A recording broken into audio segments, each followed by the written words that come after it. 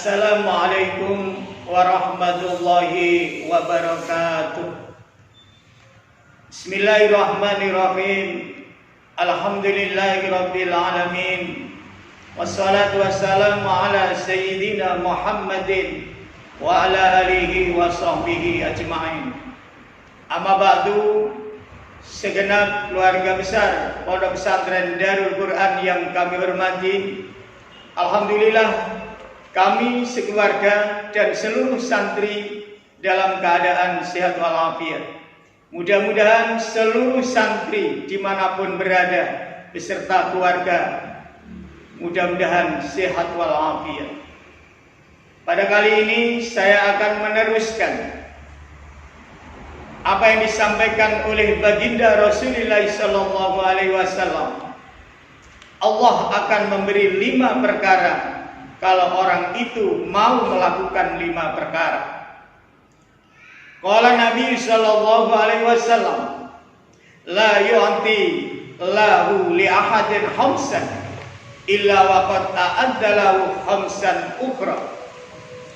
Yang pertama syukur, yang kedua doa, yang ketiga istighfar. Ketiga-tiganya sudah saya jelaskan melalui video yang terdahulu. Sekarang yang keempat, wala yu'tihi at-taubah illa waqad a'adda lahu al-qabul. Yang keempat adalah taubat. Jadi orang yang melakukan taubat, orang yang bertobat, maka Allah akan menerima taubatnya itu, memberi ampunan terhadap apa yang dilakukan oleh orang itu, asalkan orang yang bertobat itu melakukan dengan taubat-taubat yang sesungguhnya. Allah Subhanahu wa taala berfirman di dalam Al-Qur'an, A'udzu billahi minasyaitonir rajim. Bismillahirrahmanirrahim. Ya ayyuhalladzina amanu tubu ilallahi taubatan nasuha. Allah akan menerima taubatnya orang yang betul-betul taubatan nasuha. Apa sih sebenarnya taubat itu? Taubat itu kapok gak ilok wis orang lakoni barang sing dilakoni mah.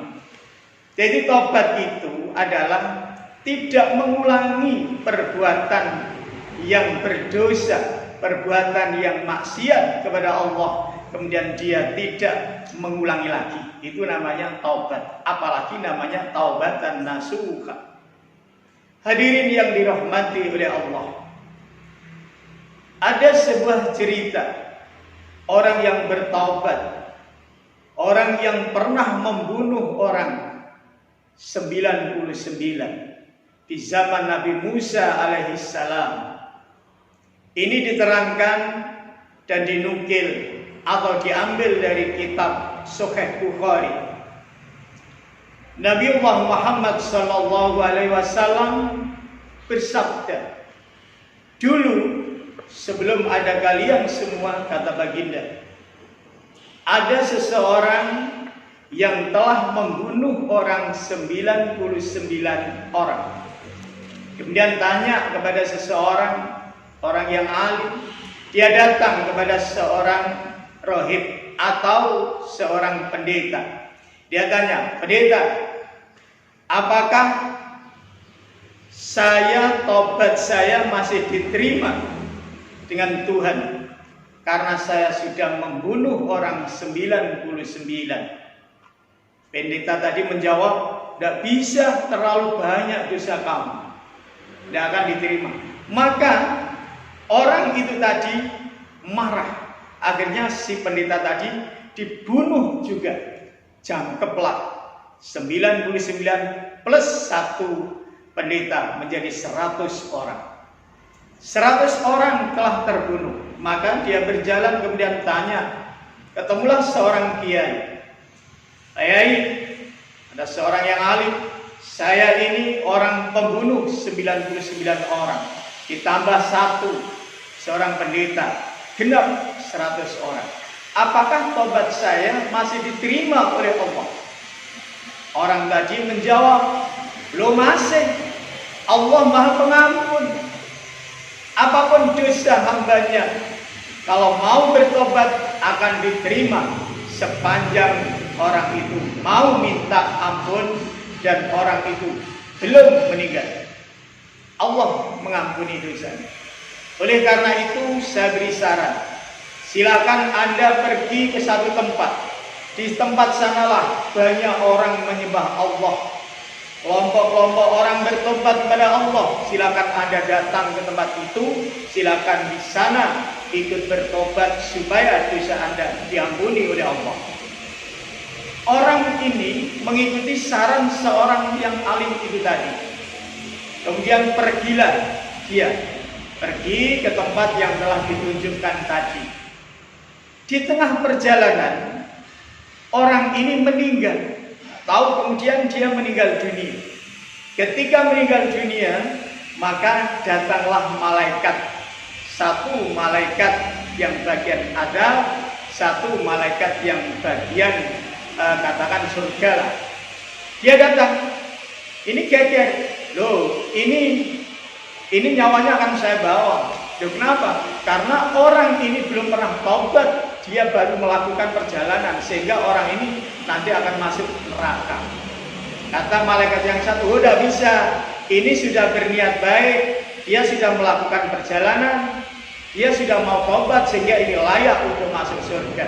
Dua malaikat ini geger antara malaikat yang menganggap ini baik dan malaikat yang menganggap ini adalah jelek. Maka Allah menurunkan satu malaikat lagi, ya, seperti manusia gitu. Kemudian dia melerai, ini ada apa ini? Ini loh, yang satu ini, yang satu ini. Oh begini aja, ini solusinya begini. Sekarang diukur antara perjalanan yang sudah ditinggal dengan perjalanan yang akan ditempuh. Kalau nanti lebih dekat perjalanan yang ditempuh, maka ini adalah tergolong orang baik. Tapi kalau ini perjalanan ini baru beberapa atau masih jauh yang ditempuh, berarti orang ini tergolong orang yang jelek. Maka malaikat berdua ini kemudian sepakat mengukur, diukur jalan ini. Mulai dari dia berangkat, diukur seret sampai tujuan.